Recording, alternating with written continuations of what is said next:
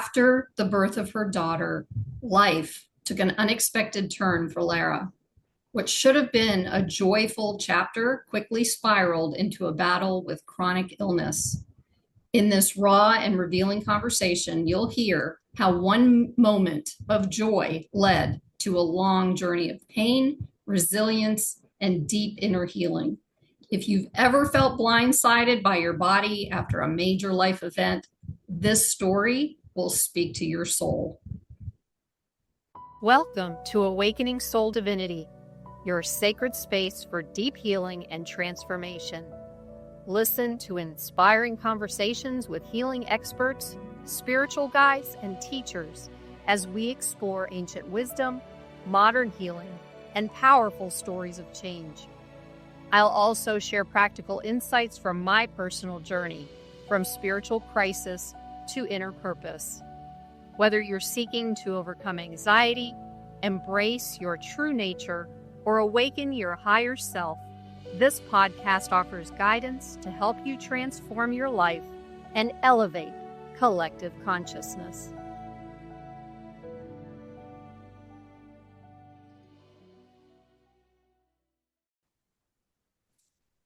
Welcome, Lara. I'm really excited you decided to join me on this journey. Thank you so much for being here. Oh, absolutely. I'm happy to be here, Caroline. Thank you for having me. Absolutely. Yeah. I mean, I'm excited about this because I really am interested in learning more about the work that you do for sure. But we're going to start off first with, can you just go a little deeper into this trauma that you experienced so our audience can get an idea of just how profound it was and how your personal journey got you to where you are now and into the work you do? Yeah, absolutely. Well, so a few months after my daughter was born, I tripped into chronic illness and really wasn't sure, what on earth was going on, why I felt so terrible, why I couldn't get well. And really, in the end, it's what led me to my Qigong teacher. She was recommended to me by a friend who knew that I was having a hard time. And I went to go see her. I had no idea what Qigong was or what this woman even did. But my friend had said to me at the time, she said, I went to go see this woman and it was really profound. And she cleared me of foreign energy. And I thought, I don't know what foreign energy is, but I think I have that. I felt so terrible. And I thought that sounds like something I might have. Yeah. And so I went to go see my teacher as a client. And she is this profoundly mystical woman who has been immersed in the world of energy and spirit from the day she was born. And really, I would say never left those worlds. She really walks and breathes and perceives in realms that most of us are unaware of. And yet she's not the best at bridging the gap from where she is to a complete beginner. So I walked away from that appointment that first day feeling like I had been breathing underwater and I didn't know it. And suddenly I could breathe again. I mean, I really felt like there was more capacity in my lungs. I felt taller. I remember going to the grocery store after that first experience with her and literally feeling like I had a different vantage point, a different perspective and view of the cash register and the line that I went through every week, year after year, and thinking, I think I'm legitimately inches taller. Like, what's happening here? It was so profound and really physically, tangibly, I felt better. I felt different. And so I had no idea what she had done. She had, thrown a bunch of language at me, Jing, Qi, Shen, your group field, you're this, you're that. And it was so foreign to me. I had no idea what she was talking about or what she was done, but I felt so impacted, so shifted that I knew I needed to learn more. And so I jumped right into her 4-year program. So medical Qigong healing. So my story is the very familiar story of the wounded healer.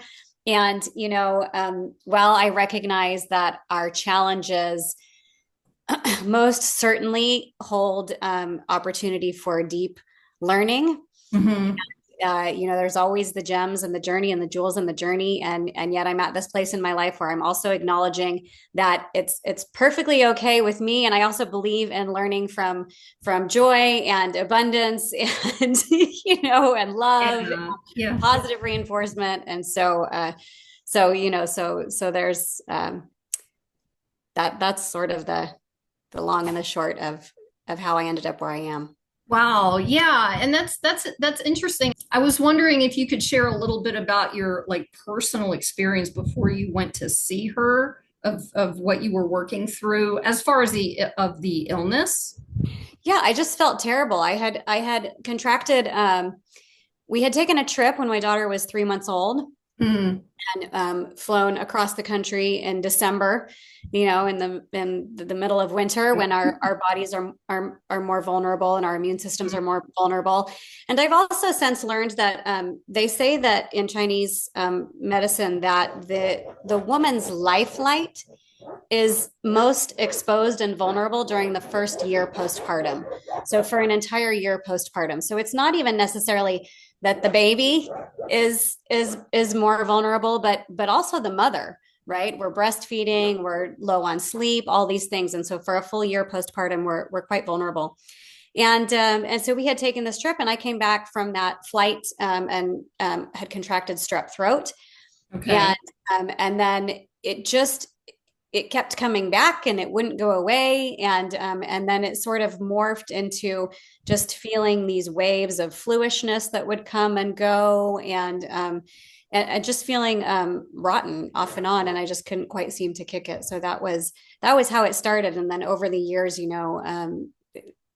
I mean, it was a long, deep rabbit hole of it morphing into all different kinds of systemic Right. symptoms and all kinds of things. But yeah, that's So I'm curious because I know, like, I wanted to ask you about this. When she did the work on you initially, it's fine. he's digging a hole in the couch. Oh, well, that's not fine, but that's, just being there is okay. Yeah. When your teacher Yeah. slash healer at the beginning Yeah. started doing the work with you, like I know about Qigong personally, and there's a difference that I believe I'm still kind of learning about this stuff. So a couple of questions here. One is like the difference between medical Qigong and just regular Qigong and what she did, because Qigong to me is movement. So what Yeah. was she doing with you to create this healing for you from all of this, deep hole of whatever was going on with you? Yeah, absolutely. So you're right. So there's two different worlds there, right? There's the personal practice, which is what you're talking about, that movement, or most people think of Tai Chi, right? Which is actually a form of Qigong that is a martial art in Okay. nature. So the greater umbrella of Qigong is the cultivation of universal life force. So we have Yes. Qi, which means universal life force energy, and Mhm. then Gong, which means a good work or the practice of, right? So the practice of cultivating universal life force energy. And those personal practices that look like what most people recognize as Tai Chi, or these sort of slow, gentle movements. Mhm. That's the personal cultivation of that life force energy, which is a movement practice, right? A movement, breath, and And meditative just like I practice. know there's one that you bring your energy, like, or balance your energy by bringing your hands down in front. That's the movement part. Okay. Okay. So the rest, Yeah. So there are endless varieties, right? And of endless course. endless practices, because they originally trickled down as family practices, Sure. right? Yeah, And that makes sense. so many lineages. But within that, of course, there's a lot of similarity. There are a lot of practices that um, that that are common, or. Okay. Okay. So that's the personal practice bit. And then the medical Qigong, or Qigong healing, which is what I experienced with my teacher that very first time that I saw her as a client, is where you have a practitioner and a client. And the client is likely lying on a massage table, Mhm. like an acupuncture table. And the practitioner would be working with the energy body and the meridian lines, the organ systems, just very similar to acupuncture, but without the needles, right? So we're working with the energy body with our hands and our consciousness, essentially. Right. Okay. Okay. And is it movement? Because I'm an energy practitioner, and I don't do it the same way, but I learned Reiki, and I'm not drawn to putting the hands on certain places. I'm more drawn to doing it like freestyle, I guess. I don't know if that's my own version of it, or how I did it, but is that kind of how that works with that, or is it like finding places on the body, like as you're saying in acupuncture, where you're kind of placing acupressure or something like that? Is Yeah. that related to it, or? So the beauty of qigong healing or medical qigong is that it can be both. Okay.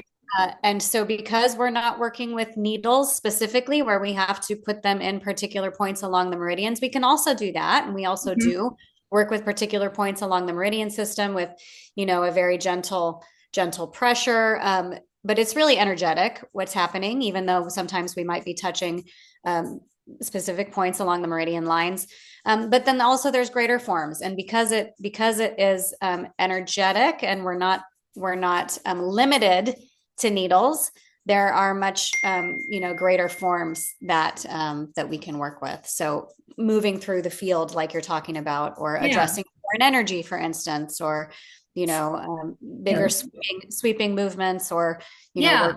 working on different levels. Yeah. This is so interesting to me, because I'm in that, my world is similar, I mean, from Yeah. what I've learned. So, and I wanted to connect it to something before we go on.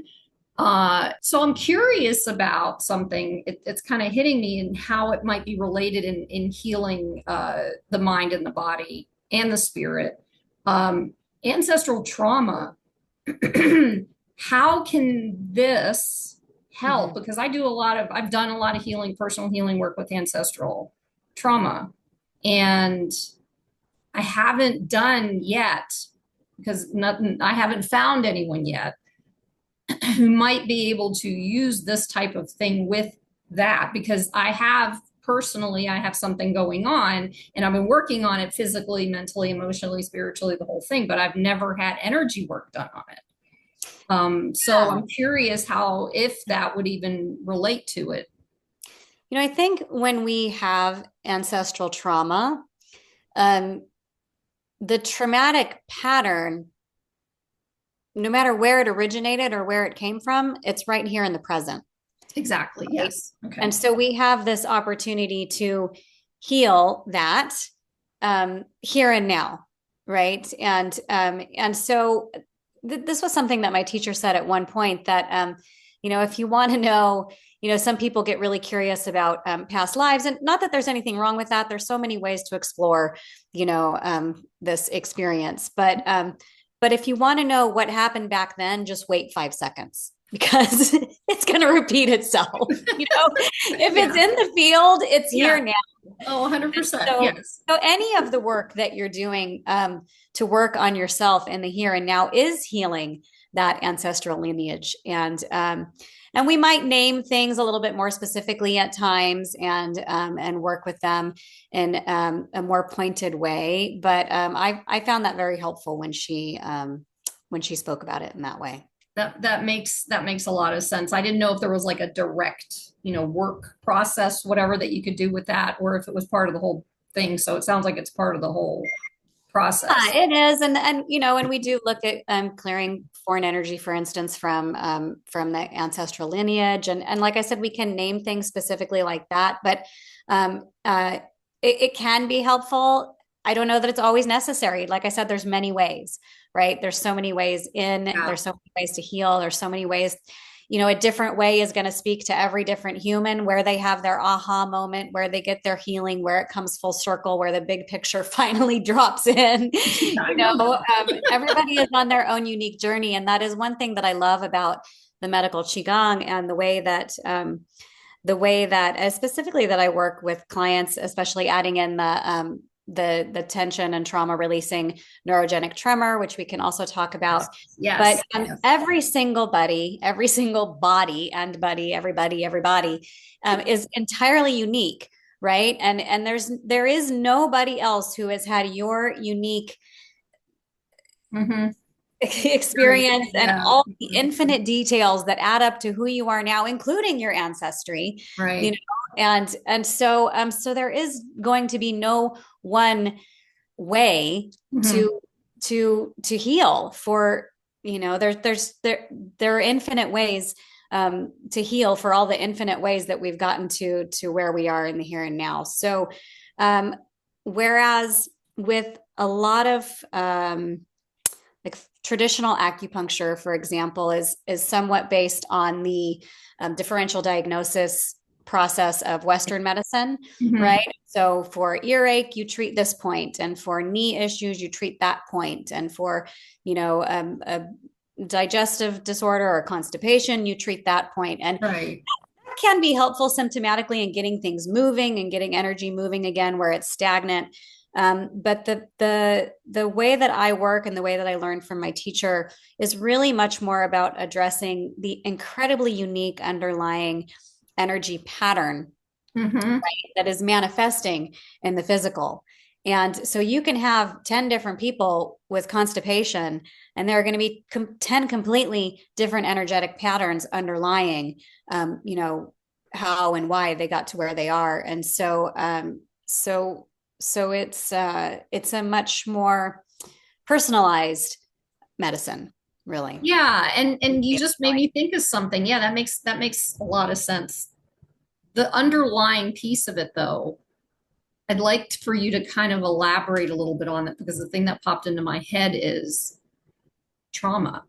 Because everybody has a little bit of a different type of story in trauma, and, you know, all that kind of stuff, and how it affects the body. And then isn't it something that's literally happening in the now also? Like when you go, even though the trauma itself was a past something in the past, that the energy is coming to the surface for a reason, to be healed. So it is actually in the now that you're doing the work. So that was kind of a two-part question, like trauma and now. So remind me of the second part, but I'm first going to address the first part. Okay. You know, isn't it true that we all have these underlying traumas that are contributing to our uniqueness? And yes, of course. And that said, even if you took two identical twins who grew up in the exact same family and in the exact same circumstances and with the exact same mom and dad, you know, they're going to, even identical twins will respond differently to their environment, right? And so in my personal belief system, we all sort of come in with a set of tendencies. And so in the medical Qigong, I work with the 5 elements: wood, fire, earth, metal, water. And I would say that we each come in with a particular constitution. So perhaps a wood constitution or a metal constitution, right? So we have a constitutional element. And I sort of think of it as this special friend that I came into this life to get to know, to get to cozy up to, and, you know, and explore really deeply. Yeah. And so that's where you will have, you know, 2 siblings. One's maybe a wood constitution and one is a metal constitution, and they're going to respond or react to the same life event in very different ways, and take in a different understanding. And that's going to lodge in their field and in their energy body, associated with a different meaning, right? They'll make a different meaning out of the same event or instance. That makes sense. So yes, it is a collection of traumas, large and small, capital T and small t, that make us who we are, and our strengths and our weaknesses, right? But also, I guess that's all I wanted to say about that. Okay. And then the second piece of the question was, what was the second piece in of the the question? now, like because is it here now? Trauma comes up to be healed. It's all you're healing even in the now. Yeah, absolutely. Yes. Okay. And so when we have a trauma that happened 10 years ago, But if we're holding on to it energetically, right? We didn't allow it to pass through. It got snagged or snared, and we've held on to it. We've created a meaning around it. Typically, if it's a trauma, it can be an unhelpful, meaning that we've created Right. around it because it's become stationary, Mm-hmm. right? It's become fixed, and nothing is always true, right? So the only constant or is actually in fact change, Yes. right? And Thank you for so saying that. when something becomes lodged in our field as a constant, then we know it's an untruth, Right. right? And that's why it can be unhelpful to walk through our life holding on to holding on to these traumas. For instance, let's just come up with a random example. A parent forgets to pick up their child at school one day, right? Yeah, that's a big one. It's a big one, right? And so one child might register, and here we'll illustrate, the different constitutional types, but one child might register, I'm on my own. I have to do everything by myself. And they're suddenly taking Right. the weight of the world on their shoulders at 5 years old, right? I got to do everything by myself. And they perhaps grow up to be the person who wants to take care of everyone and everything. Maybe, again, these can be our strengths and our weaknesses. Maybe they become a healer. Maybe they become a caretaker. These can be beautiful professions. Yes, I know Right? that person. Right. But if it's coming from a place of this fixed false belief, Yeah. that I believe I have to do everything Yeah. on my own, right? And my teacher would call this idiot compassion, where it's attempting to fix everyone's problems for them rather than holding space for them for their own truth to arise and bubble to the surface, for them to fix their life, conundrums on their own, right? From their own empowered place. So, Mhm. but, you can see that's just one. But then, another child in that same situation might take on the belief, I'm obviously nobody loves me. Right. I'm unlovable. I'm unwanted. So that would be a different response to the same exact scenario. So, Those darn belief systems, I swear. Yeah. right. And most of them get fixed at a very early age, right? And then this becomes, like I said, that special friend that you get to cozy up to and walk Right. this life path with, and get to know very well the upsides and the downsides, and the pluses and the minuses, and the pitfalls and the strengths, and it's a very full picture, Yeah. right? So Yeah. It's an interesting journey we traverse. That's my new favorite word. Yeah. Are you able to do this long distance like most energy work can be done? yeah. Okay. Yeah, absolutely. And in fact, I was working remotely for many years. I would say maybe 10 years or so. And then I added in this neurogenic tremor piece, which is, if you think of the way that a gazelle shakes, right? Let's say that a gazelle gets chased by a lion. Yeah. Finally, it escapes, finally recognizes that it's not going to be breakfast, lunch, or dinner, is Mhm. actually safe, knows it's safe. Its nervous system knows it's safe. It will shake and tremble and tremor before going back to the herd to graze, normal, happy, healthy gazelle, no PTSD, right? And that neurogenic tremor, Gazelle with PTSD. yeah. I So know. that neurogenic tremor is actually innate to all mammals, including humans. And we humans are just socially conditioned to shut it down. Thank So you. if you Okay. go to that analogy of the gazelle, you would notice that when the gazelle is shaking and trembling, the rest of the herd doesn't rush over and inquire if they need to call 911. Do you need an ambulance? Should we take you to the ER? Hey, cry. Do you want a shot of Ativan or Uh-huh. whiskey? Like, what do you need? Can we help you make it stop? Yeah. Right. And this is That, what we believe, is that if a human or somebody is shaking or trembling, that's bad, and we need mhm. to help them make it stop. And so the gazelle knows, or just innately understands, not intellectually, of course, that this is a beneficial Right. mechanism, Right. and Right. that their nervous system is in fact releasing the trapped tension from the overstimulating event. Yes. So it's a way that the nervous system sort of presses restart or re-regulates itself after a stressful or traumatic situation or scenario. Lots of people have seen their dogs do this. Maybe most people, when you really ask, say, "Oh yeah, I experienced that once." Sometimes for a lot of women, it's post birth. Right after giving birth, they'll have experiences of shaking or trembling. It could even be, something like your wedding day or your graduation day, which is, a positive experience, but it's still very stimulating for the Mhm. nervous system. So again, it doesn't necessarily have to be big trauma T. It can be little traumas that lodge and accumulate in our nervous system that this tremor is very beneficial in allowing that energy to discharge. So what I do in a session with a client, oh, and I was going to say I was working remotely with the qigong healing bit for about a decade, and then I layered this trauma tension and trauma releasing tremor in, and I started working more with people in person because I really preferred to be able to be It's right easy. there with their Yeah. bodies moving through space. However, enter the pandemic and everybody getting forced back on Zoom, and I did figure out how to work with the tremor process and the qigong remotely. So I do see the majority of my clients on Zoom. And it works great, and people have profound experiences. And my longest standing clients are remote clients, um, who, I have a lot of people who see me seasonally, so Mhm. or quarterly, 4 times a year for a little tune up.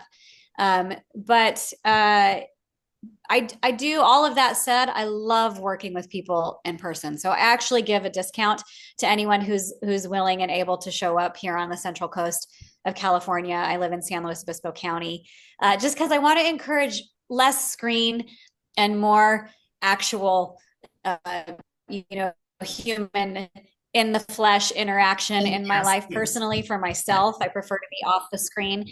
So that's why I give a discount. And I do have people who come and will stay for a week, and we'll do an intensive series of Mm. 3 or 5 sessions, either 3 or 5 days in a row, or a day on, a day off, a day on, a day off, a day on. And that allows people to come have a sort of intensive and really deep experience and make it worth the trip.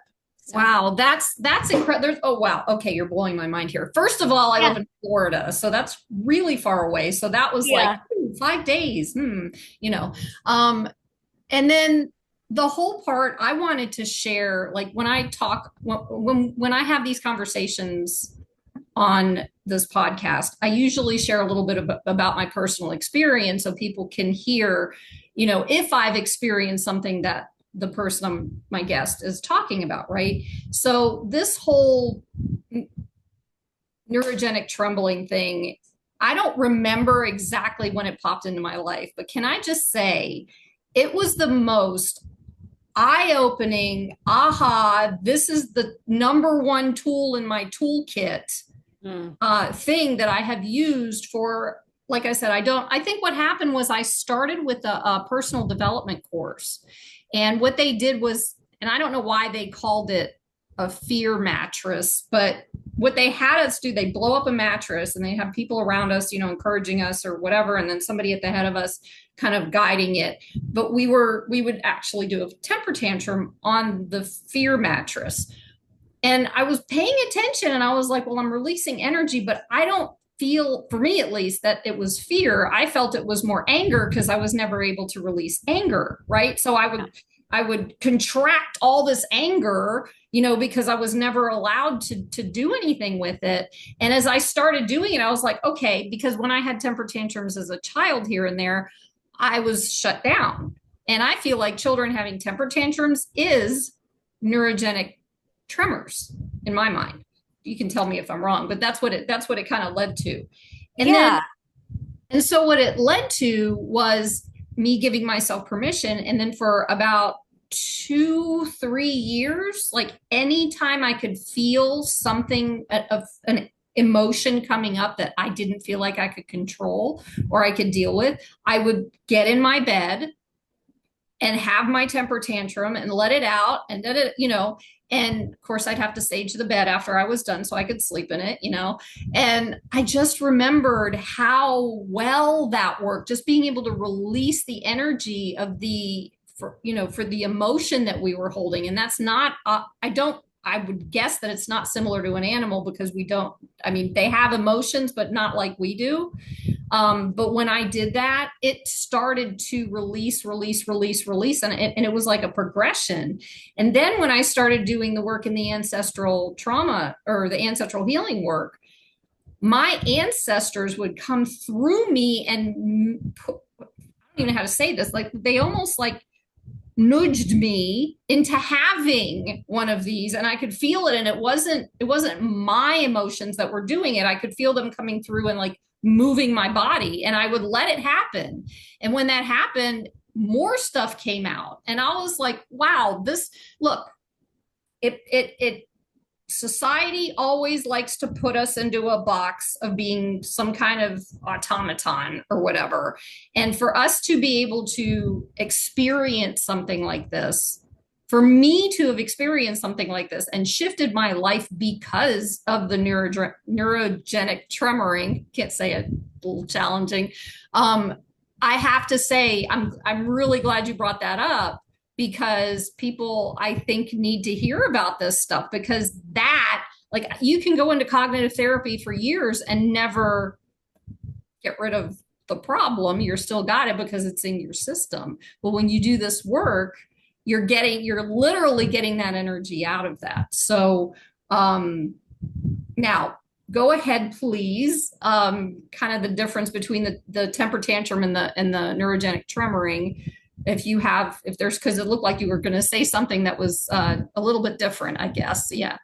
Yeah, no, I think that's beautiful what you just explained, your process. And this is somatic trauma release work, right? Is the idea that we have experiences that were incomplete, where we were unable to flee or express our anger, or these, emotions that were stuffed or trapped or restricted for whatever reason. And so flailing and having the temper tantrum and moving in the body in that way can very often complete the cycle that the nervous system was never able to complete. Yes. And then therefore allow it to reset, right? And this is the work of Peter Levine. And the body that name, I didn't catch the whole name. What was the name? Peter Levine. Oh, Peter. Yeah. I know. Yeah. And Bessel van der Kolk, The Body Keeps the Score, and so yes, there's that. And the neurogenic tremor is slightly different in that it's involuntary muscle movement that originates in the brainstem. So, when you're flailing and you decide, I'm going to allow myself to have a temper tantrum, when we talk about it, it might seem like sort of a fine line, because you're not necessarily always in control when you're having a temper tantrum, right? Especially a child. But those are big voluntary muscle movements. You are technically in control of your arm when it's pounding the pillow. Okay. Right? Yeah. And even if on another, emotional level, you feel like you've lost control, but they are large muscle groups and they're voluntary movements. Makes sense. Okay. The neurogenic tremor that I help my clients access is an involuntary rapid muscle contraction. And it typically starts in the inner thighs. And it feels more like a very fine vibration. Ah. So it's this, or like if you think of like when you had a really intense experience and you feel shaky like this, but that's different than, pounding with your whole arm. Right. So it is actually an involuntary rapid muscle contraction. And so it typically starts in the inner thighs. The way that I work with my clients, it's actually surprisingly easy to access. I have worked with hundreds, probably over 1,000 folks at this point. I have never had anybody that I've worked with one-on-one who hasn't been able to tremor. I had one woman out of literally at least 1,000 people in a group setting, in a workshop setting, who was unable to access her tremor. But that was a limited amount of time. There were 30 people in the room. I wasn't able to work with her one-on-one. Sure. I happen to know, because of speaking with her afterwards, that she was really in a very, very tough place in every and all ways in her life, physically, emotionally, spiritually. And so that was not a safe container for her. Her nervous system, like the gazelle needs to really know it's not going to be breakfast, lunch, or dinner. Her tigers were still lurking too close to the surface. And so in a group setting like that, it wasn't for her. But otherwise, I can't tell you how many clients and students in workshop settings have come up to me and said, I really thought it wasn't going to work for me. And I couldn't believe it, when my body started doing the thing, And so the majority of people feel like, wow, I didn't know my body could do this. Yeah. And there's usually like some laughter that erupts initially, because it's sort of this like, wow, what is my body doing? And like I said, it's fairly easy to access. So what I do is I help a client access that neurogenic tremor. And then once they're comfortable in that process, I move on to interweaving the meridian work, the 5-element work, checking in with the organ systems and the point systems, foreign energy in all the many fields that I name. And so that's a little bit of what a session looks like. Yeah. Wow. And you just, this is some powerful stuff, people. That's all I got to say, because what you did was you gave me a closure on what this is, because I have done the temper tantrums. And when you described where it starts in the inner thighs with the tremors, that's what that felt like when I was connecting with my ancestors. It started in that area, and it was more like the whole body just doing that rather than me doing this. Yes. So it was, and I didn't even realize that. I thought that was okay. Well, see, we learned something new. That's why we have these podcasts, right? Yeah. Oh, God. Wow. So thank you so much. That was really, really eye-opening and enlightening for me, and hopefully for everybody else. I want to get into a little bit, because you and I had talked about when we first met. You have a card deck that I do. I have it right here. Yay. So the 13 Sacred Nights Oracle. Can you describe what this is and how it works? Yes. So I actually learned this practice from my Qigong teacher, that same wonderful woman whose office I walked into all those years ago feeling absolutely horrible. And she taught me this practice. It is, however, not a Qigong practice. She is a beautifully eclectic, divinely feminine teacher. And so she draws from, her primary lineage is Qigong and Chinese medicine, but she also draws from African-American shamans and studying with Native American healers, and a lot of work with the anthroposophic community and studying Rudolf Steiner. Before you go on, can you share what that is? Because I've never heard of it. So maybe. Yeah. Anthroposophy. Anthroposophy is really the study that has grown around the works of Rudolf Steiner. Okay. And he was born in the late 1800s, I believe, or I think late 1800s, and died in the early 1900s. And he was tapped in. He was an initiate and a seer, and a very profound and brilliant guy. And he is responsible for Waldorf education, which a lot of people are familiar with, which is really based on the idea of maintaining the spirit of the child, the creative spirit of the child. This is why they don't introduce, reading as early as in other systems, the mainstream system and elsewhere. So the belief is that, in order to maintain that creativity, we don't want to introduce that logical way of thinking too early. Well, that's cool. Yeah, it is very cool. A lot of people who send their children to Waldorf schools don't actually know where the system and the philosophy came from, but many do, but there are, I've definitely come across numerous who don't even know who Steiner is. But he's also responsible for biodynamic farming. There's a rhythm movement practice that he came up with that the name is escaping me right now. I think eurythma, something like that. Anyway, No, that's not. Brilliant guy. And this practice is inspired by Mhm. Rudolf Steiner. Now, he didn't give an exact formula for how to uh, do this practice, which is a winter solstice practice. So it is about aligning with the quiet and the darkness and the stillness Mm. at a time when most of us in the Northern Hemisphere are at our most frantic, right? We're shopping compulsively. We're overindulging in sugar and alcohol. We're jam packing our December calendars. We are flooding our lawns with LED light displays, just a slap in the face to the darkness. Like it will not be A dark, little programming going on here, right? A little programming Yeah. happening with there. So Steiner talked about how in the depths of winter, the seed descends into the earth, right, into the womb of winter in order to gather strength, to sprout in the spring, bloom into the expansiveness of summer, and to fruit and reach its peak in the fall before diving back in for another cycle. So this is really about the turning of the wheel, the cycle of the seasons, the cycle of life, right? The rhythms of nature that are around us and that we're soaking in and yet so cut off from. Yeah. And so just as the seed descends into the depths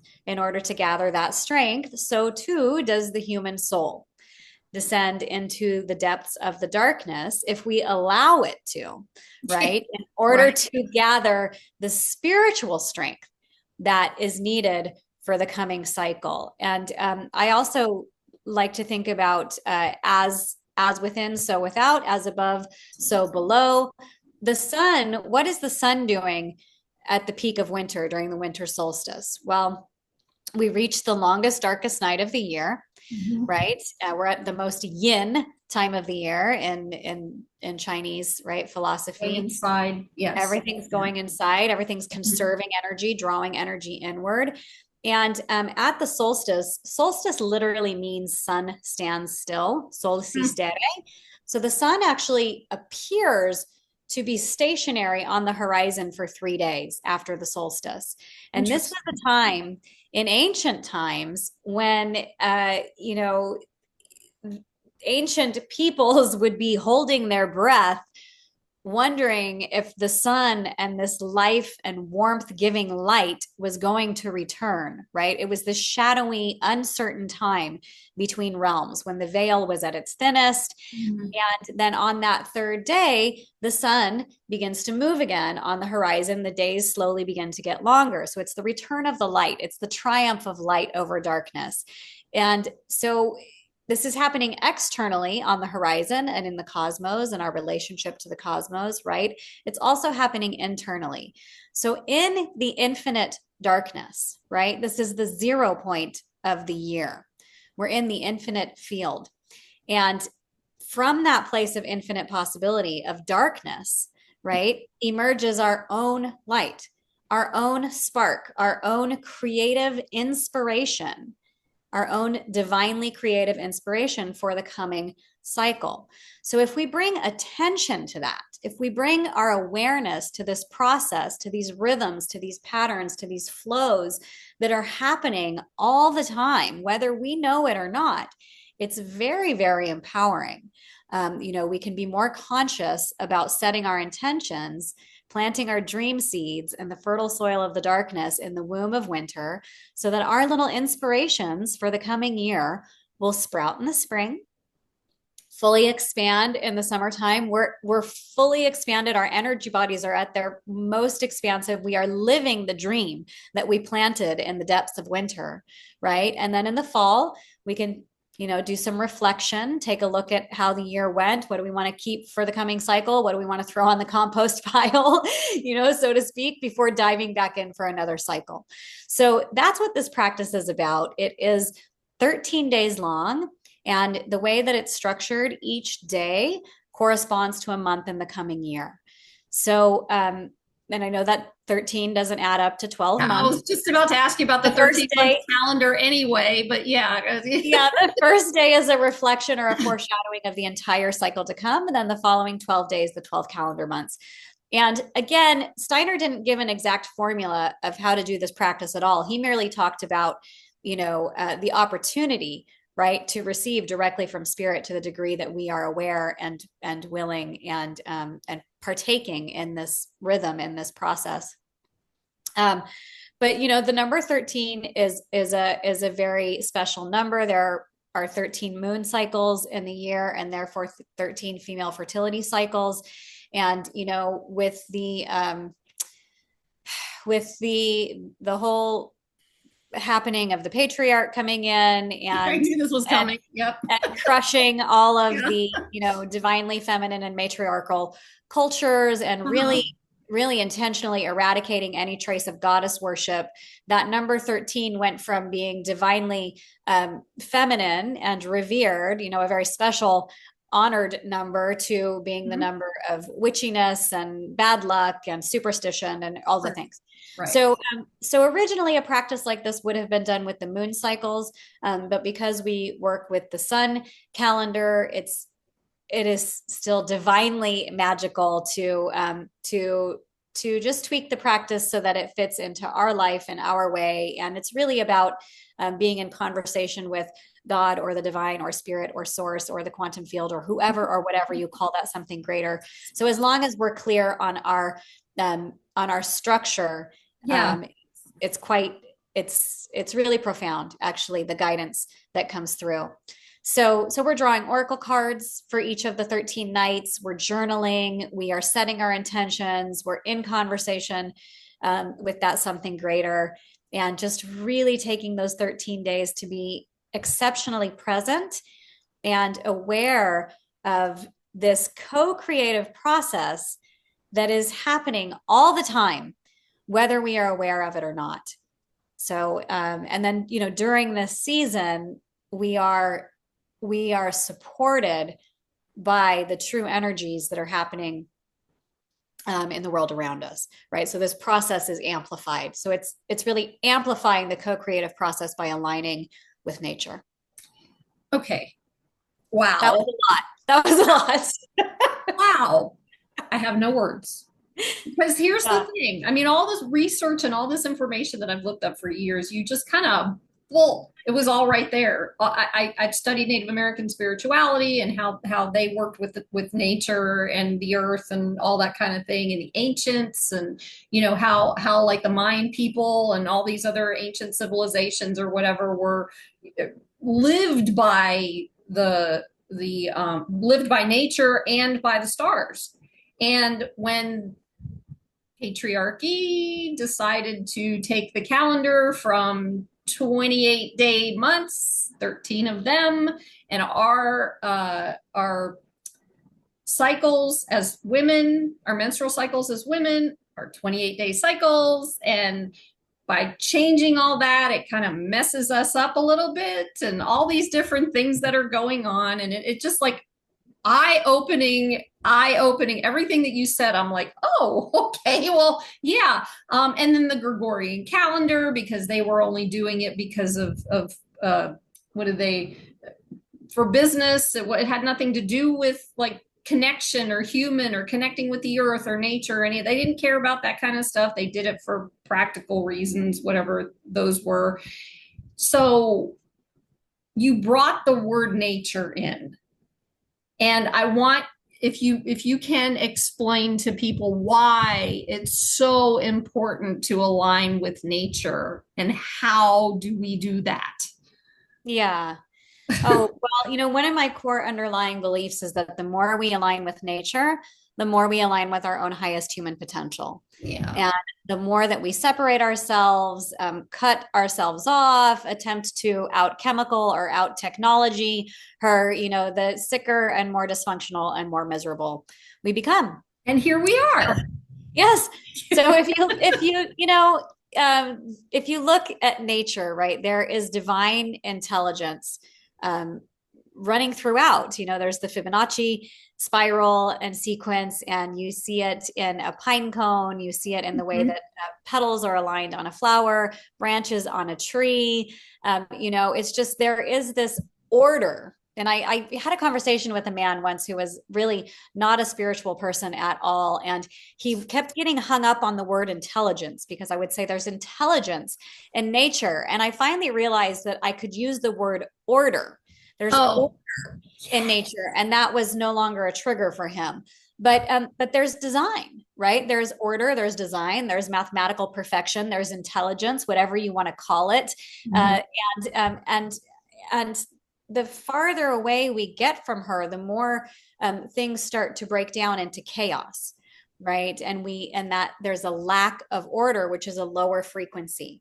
And so nature holds a very, very high frequency because there is that intelligence, order, mathematical perfection, whatever you want to call it. Mhm. But we feel better when we're immersed in that, when we're aligned with that, when we're around that. Just go spend a day, sitting by a babbling brook. That Yeah. the frequency of the living water will heal you without your needing to do anything at all. And it is because of entrainment, Mhm. right? So this idea that more organized systems, more chaotic systems will actually entrain up to the frequency or the organization level of those higher frequency systems. That's called entrainment, right? And so that's what's happening when you're sitting by a beautiful body of water, and that natural beautiful body of water has a high frequency, Yeah. right? It will slowly entrain the water in your body, in your system, to be more organized, or have this higher frequency pattern. And that's So why it's so important to drink water, because it keeps that vibration moving, or the levels yeah, and everything. Yeah. and Yeah. and good clean living water, right? As best as you can access, which is a Mhm.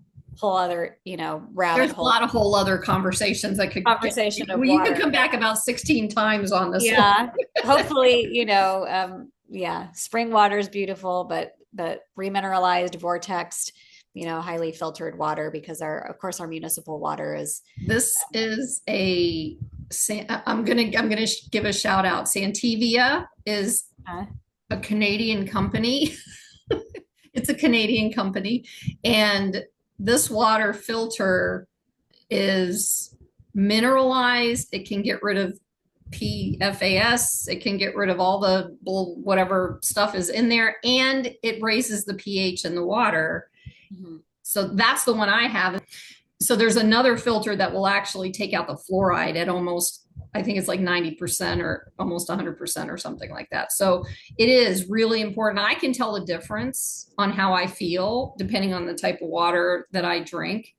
And the other piece of that, though, is when you drink water, to drink it at room temperature. I know people don't like that, but our digestive system is also connected to that. So here's where we can go on tangents about anything that we talk about here. But I digress. Let's get back to what you were talking about. Yeah, yeah, so many rabbit holes, but I yes, aligning with nature. And the 13 sacred nights practice and the oracle deck that I created in order to teach that practice is just one way, right? Mm, Another way might be cleaning up your water. Another way might be, hopefully getting out into nature. Another way is eating seasonally and paying attention to local seasonal foods that you have yeah, access to. Another way is aligning with sunrise and sunset, and making that's sure that hard. you're getting the light of sunrise in your eyes and on your skin, getting Mhm. out for small sun sessions throughout the day, and then again making sure at sunset that you're getting the light of sunset in your eyes and on your skin. Those frequencies, the frequencies of light available throughout the spectrum of the day, are different, and they program Mhm. our hormones, our circadian biology, so there's many ways to align more closely with nature. And I think we're all doing our best. We sort of slept walk our way over multi generations into the place that we are now. And so I think we all have to have compassion for ourselves, and just one Yeah, adventure at a time, learn about something new, some way that we can get back to nature, get back to a way of living that's more natural and more supportive of our own, like I said, highest human potential. yeah, yeah. God, I don't even know what to say anymore. This is really wonderful stuff. I'm being blown away by it. Your cards, though, I'm curious. are they only like you can only use them at winter time? Is that how that works? Or No. So not necessarily. I will say I have so it's a I just took the top off here. It's this is deck of cards, and the book has all the instructions for how to do the practice within it. And then, like I said, each of the 13 nights, you're drawing an oracle card, right? And there's some of I love oh, that's beautiful. the images wow. Here. This is rosemary, whale. This is, let's see, peacock. This one's one of my favorites. A lot of people love this one because many people have love owls. Yeah. Connection with owl. Yeah. But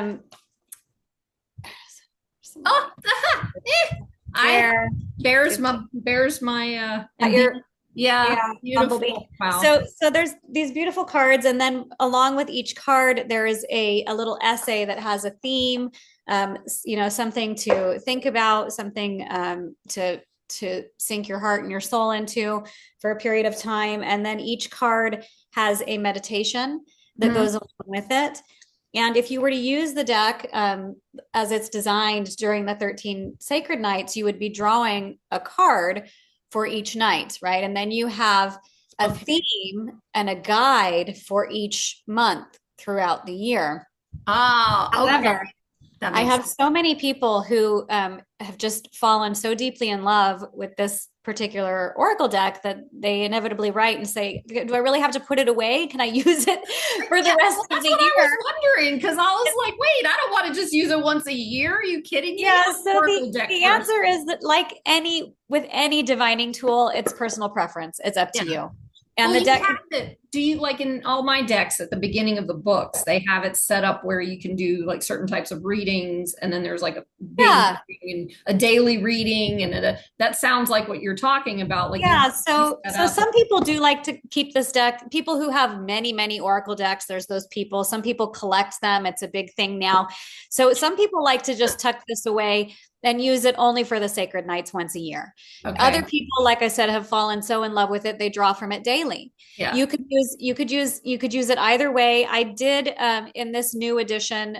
So I self-published 5 years ago, and then this is a brand new edition that's being released September 30th with Beyond Words Publishing. Okay. And so we did I added in a couple of ideas, or I think 3 ideas for ways that you might use the oracle deck throughout the year, like a past, present, future draw, or a 4 quadrants of life draw. And so there are some ideas on how you might want to use the oracle deck throughout the rest of the year, but you could use it just like you use any other oracle deck, So and again, it's just up to the individual. That's awesome. Okay. So you said what, September 13th?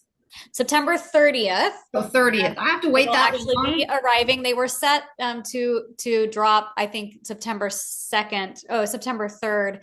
And then with the tariff situation, and it got pushed back to September 30th. But that's the new day, and they will be here well before the sacred nights this year. And so, so this is the first. There were 2 samples that are here on this side of the Atlantic, and the other oracle decks are en route on a giant boat. Yeah. But these were the 2 advances. I have 1 copy and my publisher has the other. So I was very excited when this arrived. Wow. I can imagine. Yeah. I can imagine that. Wow. I'm excited just hearing about it. So, me being one of the oracle queens that you're talking about. Yeah. Yeah. I have one more question about the 13 sacred nights, but I wanted to ask, because you mentioned the word entrainment when you were talking, how we entrain with nature and everything. So I'm curious to see what you have to say about this. How do we get our world the way it is now entrained? Yeah, I think that's such a beautiful question. And I think a handful of years ago, I would have had a really despondent response and been like, oh man, I don't know, we're screwed. It's so backwards and it's so messed up. And, but I think what's so beautiful, for better or for worse, the internet has connected a lot of us and allowed, just like with your podcast, a lot of these ideas to reach a wider audience. And there is a community of people, a grassroots movement coming from the bottom up of folks who are questioning the current paradigm, who are not happy with the toxic system that we have been trapped in, and are looking, to create a different way. And so I think the beautiful thing about entrainment, which I already mentioned, is that the lower frequency, more chaotic systems will entrain to the higher frequency. And That's why I asked the question. it's that 100th monkey syndrome where Okay. it just has to be a certain number of us that step away, that begin to create an alternative society and an alternative way of living, and to lean into and imagine and together create the world that we want to live into, the world that we want to step into.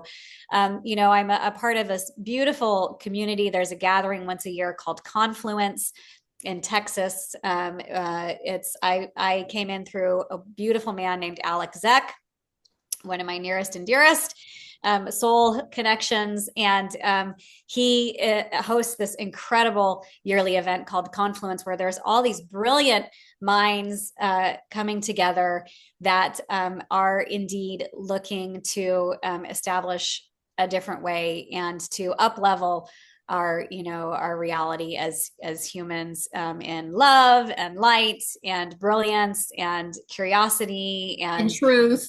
and being and truth, absolutely Truth. truth and Yeah. freedom and sovereignty, and being willing to ask the hard questions and recognize when one thing we know is a lie or we know it's not true, and yet we're not necessarily we have the perfect thing to replace it to, but we start by saying, no, that's not it. Mm-hmm.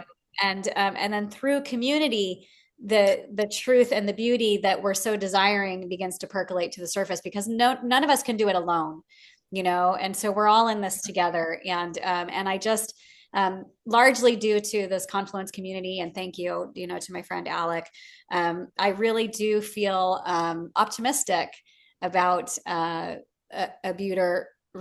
more beautiful reality beginning to emerge. I'd like to get the link to the Yeah. site, because that what you just said sung to my heart. I mean, Yeah. that's So it's like confluenceevent.com. Yeah. confluenceevent.com. Okay. And we'll have that in the description then, Yeah. for those who might be interested. Hold on a minute. I'm writing it down. Um, the last question on this one, you see, I told you this would start leading Yeah. to things. How close, in your opinion, do you feel like we are to the 100th monkey? Oh man. I mean, I don't know. I really don't know. It could be tomorrow, and it could be a ways out. I just am grateful for the friends and connections that I'm making now that Mhm. are on the same wavelength. And Yeah. you know, and maybe it's an individual thing as well. Maybe that new reality begins to emerge as a here and now reality for some of us, one by one, you know, and That's how I think it is happening at the moment. But that's what I'm saying is like the what is it, the 10%, when we all come together and it reaches that 10%, whatever it is, number, yeah, which doesn't matter what number it is, but when we get to that point, that's when everything kind of shifts over into something. I don't know what it is, but yeah. um, I was curious before I get into the questions that I ask all my guests. How has the 13 Sacred Nights ritual changed your winter season Oh, and or your life? oh, just massively. I mean, Yeah. it's such a sneaky, delightful little holiday tradition. And yet I can honestly say after, uh, 2 decades plus, more than 2 decades of um, dedicated spiritual practice and seeking, that it is the practice that has most shifted my experience, my human experience. It's 13 days of learning to dream awake, of having this extra motivation to be incredibly present. And Mhm. so it's not just your 10-minute or your 20-minute or your 2 hour meditation on your mat. You're learning to walk through your 24-hour day in conversation with God. and with an awareness of a greater presence, right? Mhm. And awareness of how this consciousness is interacting with God consciousness, and so and that co-creation that's happening. And then so there's the actual practice, the 13 days that is rich, and then and I will say too, the first handful of years that I did the practice, it's a long time to pay attention, by the last third or quarter of the practice in those early years, it was like, oh man, is it over yet? I'm kind of ready to tune out, Don't say that. It's I all, get it. I it's a get it. I process. get it. It's But always a process. yeah. So, but it was like a boot camp in being present and and again, like I said, like living your life aware of your own consciousness and how it's relating to God consciousness. Uh, so that in and of itself is a absolutely profound. But then the rest of the year, you have this journal of all the notes that you took during that window, and you're watching as synchronicity after synchronicity tumbles out of your journal and into your real waking life. And so it is this constant reminder of the magic and mystery that we are soaking in always, again, whether we recognize it or not. Yeah. And so it has just massively changed the way I move through life, let alone how I move through the winter holidays, less drug under by the frenzy and all the frenetic activity. Right. I will say I still participate in some of the regular holiday activities. My daughter has always loved the Christmas tree. We have this beautiful collection of ornaments, many of them passed down from my grandmother, and each, with their own little story. We still have a Christmas tree. It wasn't like I threw the baby out with the bathwater. We still go to our family gatherings, and I love my family, and we have, it's a wonderful time. And yet it's as if all of that sort of traditional holiday hubbub sort of faded into the background.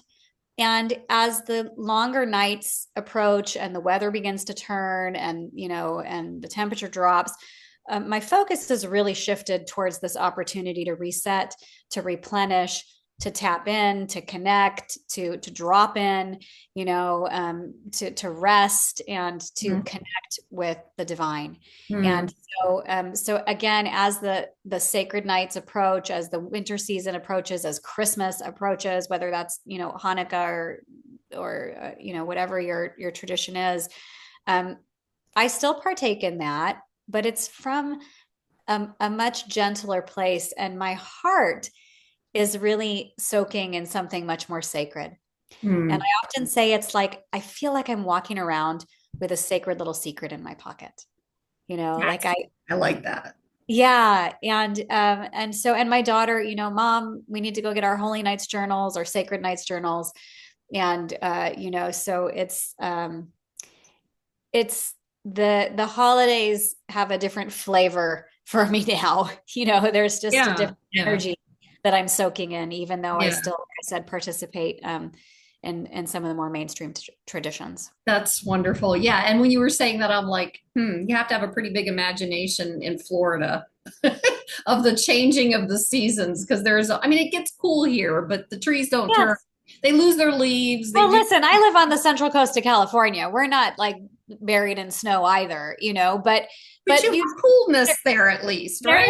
There is still a shift in the seasons, and there is certainty at the very least, even in Florida, there's a shift in the amount of hours of daylight versus dark. There is, and there's a shift in the seasons, because I can tell I still get that I moved down here from Virginia, so obviously there were seasons there, and I can still feel that shift.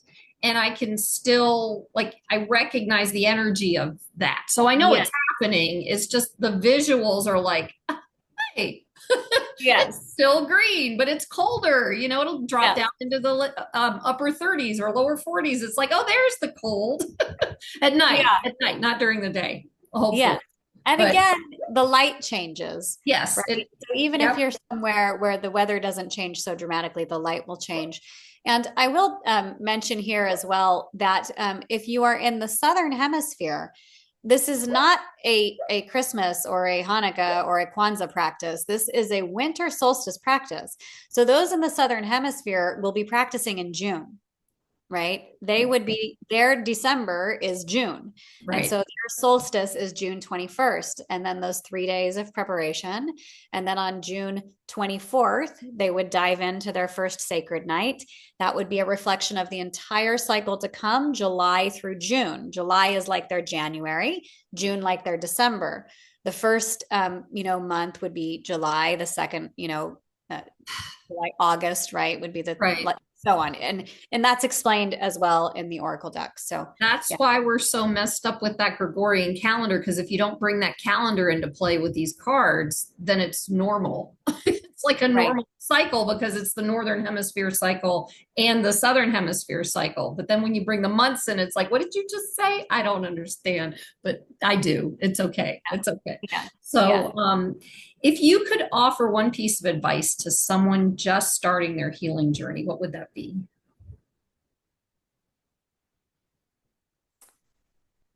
I would say gather all the worldly information that you desire, but at the end of the day, go back inside. Hmm.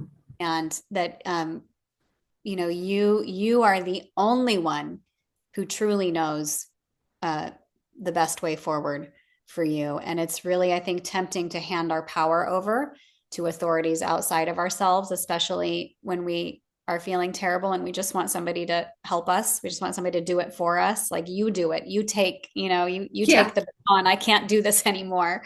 But I think the most valuable information that you're going to find is in your own center place inside. Well, Yeah. that's where healing begins in your own backyard. It doesn't start out there anyway. So, yeah, I think that's beautiful. Thank you. How do you define awakening?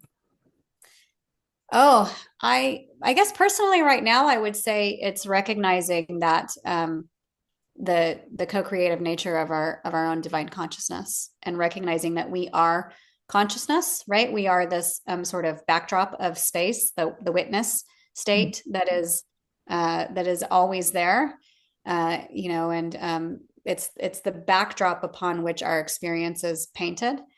So I would say that waking up to ourselves as that backdrop Mhm. is um, is awakening, and I wouldn't say that I'm by any means fully there. I've had some profound experiences, and I'm somewhere on this journey and path. Yeah, But yeah. I can there's relate. I can relate. yeah, That's why they call it a journey. That's yeah. the awakening journey. Yes, yeah, I've had plenty of, some mystical moments and Yeah. ahas, and it goes deeper and deeper, but um, I always feel like a beginner on the path. I think as humans that we're supposed to feel that way. I guess. I don't know. But I agree. I am too. I really. What do you believe soul divinity is? Soul divinity, what do you mean by that? It's the name of my podcast. That's the name of your podcast, Soul Divinity. Awakening Soul Divinity. So I asked the awakening Awakening. piece first. I see, I see, Yeah. I see. So what do you think soul divinity is? Well, I would say it's the understanding that there is a divine soul in here, that, I mean, just simply said that Yeah. that within each human is an entirely and utterly unique divine soul, Yeah. that we're a drop of divinity in the ocean of divinity. Yeah. Yes. Yes. And I usually just to I don't know, help out, encourage a little bit, but awakening is like our humanity. That's how I see it. And I want to hear what people have to say or how they're looking at this. But awakening to me is awakening our humanity to move into the truth of who we are, which is our soul divinity. Yeah, beautiful. Yeah. So, but that's on my stuff on my explanations of what this podcast is. So, Yeah. but it's okay because nobody sees that when we do this. So then I get another viewpoint and see what other people see it is. That was my introduction to it. And, you know, that's just everybody's got their own experience and that's what that is. So, and it helps me because then I get to see into people, you know what I mean? Who you are and how you see your experience. So that's important to me. That's why I asked the question. So, Yeah. how can people get in touch with you? Yeah, so the easiest way is either through Instagram. I'm Lara J Day, just like that. Don't sneak a U in there. It's Lara J Day. LaraJday.com is my website. At Lara J Day is my Instagram. I am on Facebook, but I don't go there often. I just sort of all my stuff from Instagram gets shuffled there. So if you're trying to reach me through social media, you'll have better luck on Instagram, or just directly through my website, LaraJday.com. Okay, perfect. And of course, as always, the links to everything that Lara is It's Lara. Lara. Yeah. And Lara. the Oracle deck is I do have all the links on my website, but it's available because it's now, published through Beyond Words. It will be Yeah. available on Amazon, on Barnes and Noble, on Simon and Okay. Schuster, on their beyondword.com website, Books a Million, Wow. books.org, bookshop.org. So all Nice. the usual places. Yeah. Yeah. Okay. So Laura, Yeah. the links for all these things will also be in the description, Oh, just, great. just so Yeah. everyone is aware. Perfect. And is there anything else you'd like to share with the audience before we wrap up? Uh, you know, I think just to hold everything lightly Hmm. and to not take ourselves so seriously. And even with this practice, it can be really deep and profound, but it can also just be sweet and light and delightful. And sometimes I think we make more progress when we go about it that way. Hmm. Yeah. Be gentle with yourself. Be gentle and Be playful. gentle and Yeah. playful. Yes. Yeah. Joy, joy, joy. I know it's not the easiest thing to walk through. However, it's a good reaching point. The joy. Right. Follow your bliss or reach Yeah. for Follow something that your, feels slightly better. If you can't yes. get to bliss, Even just a little bit better. just Yeah. a smidge better. Yeah. Yeah. Awesome, Laura. So thank you so much for joining me on this. I mean, I'm like so excited and grateful now that we've talked about all this stuff. And I even learned some things today that I did not know when we talked earlier. So I'm so excited to start digging into some of the things that you shared. And to everyone in the audience, thank you so much for being on Awakening Soul Divinity. And do the whole like, share, and subscribe thing so we can get this out to more people. Actually, that's the first time I've ever said that in a while. So hopefully this inspired you to do that, because there are people out there who definitely need to hear this. And I guess that's about it. So Oh, thank you so much, Caroline. Really lovely. absolutely. Take Yeah, you're care. a wonderful host. Thank you so Aw, much. thank you. Peace. I jumped in too quick. Peace.